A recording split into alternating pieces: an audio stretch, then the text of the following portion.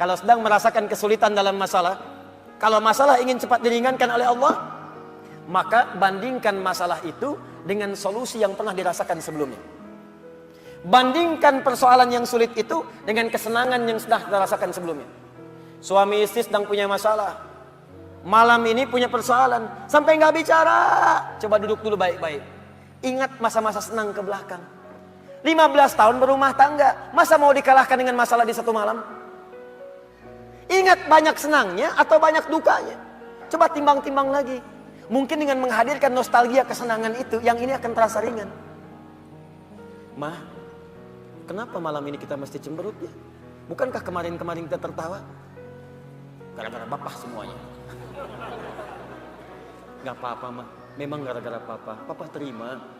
Tapi mungkin Allah titipkan keburukan di papa itu karena mamah bisa menyempurnakan. Mungkin Allah pilih mamah itu adalah mamah yang bisa membimbing papa lebih baik. Masya Allah. Oh gitu ya Pak ya, mama bikin status dulu ya.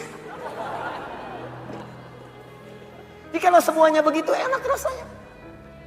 Tapi memang diucapkan mudah, menjalaninya belum tentu mudah. Nah, jadi kalau kita punya persoalan yang kecil-kecil sekarang, ingat masa lalu. Bu, Pak, ya maaf di kantor ada masalah. Masalahnya hari itu, jangan langsung merasa berat. Ada proyek gak selesai dimarahin sama bos. Anda kerja sudah 10 tahun, dimarahin baru hari itu. Senangnya kan banyak, udah 9 tahun.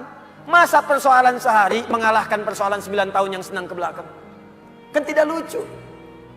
Anda gagal satu ujian, 9 mata kuliah lulus semua. Masa harus meratapi diri pada yang satu itu? Selesaikan. Mungkin di situ Allah ingin berikan anugerah supaya Anda paham lebih dalam. Mungkin disitulah kepakaran Anda supaya belajar lebih dalam lagi. Diangkat kemudian karena pakar itu, di masalah itu. Jadi kalau Anda sedang merasakan kesulitan, ingat masa-masa lalu saat Allah memberikan banyak nikmat dalam kehidupan kita. Jelas sampai di sini?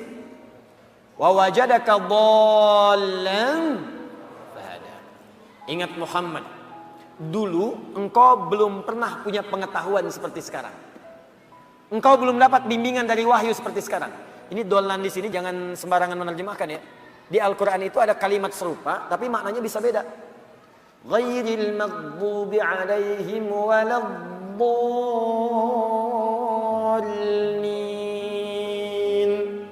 Maghdub yang tercela, maghdub yang terhina, dhalin di situ yang tersesat, tidak mendapatkan petunjuk Allah. Tapi kalau di surah Wadduha itu jangan diartikan tersesat.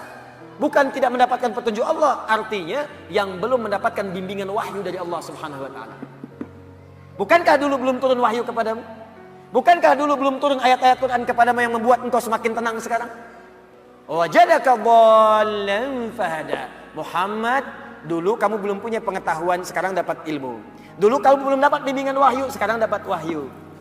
Nah ini pun Bu, Pak, penting untuk disadari. Kalau sedang merasakan sulit di satu nikmat, maka ingat nikmat-nikmat yang lainnya.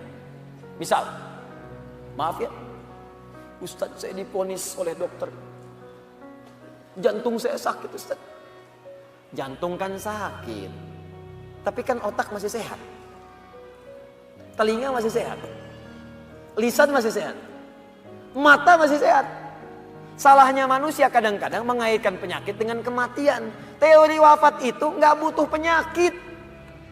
Wafat itu kalau ajal tiba langsung wafat, nggak ada penyakit pun wafat. Banyak orang sehat wafat, banyak orang sakit bahkan sampai koma belum nyampe titik. Banyak orang sakit di rumah sakit, tapi yang meninggal bisa yang sehat duluan.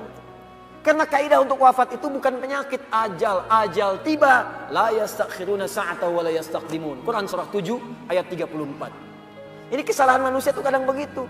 Divonis cancer, stadium 4. Waktunya tinggal sebulan lagi, gak akan nyampe kalau belum nyampe.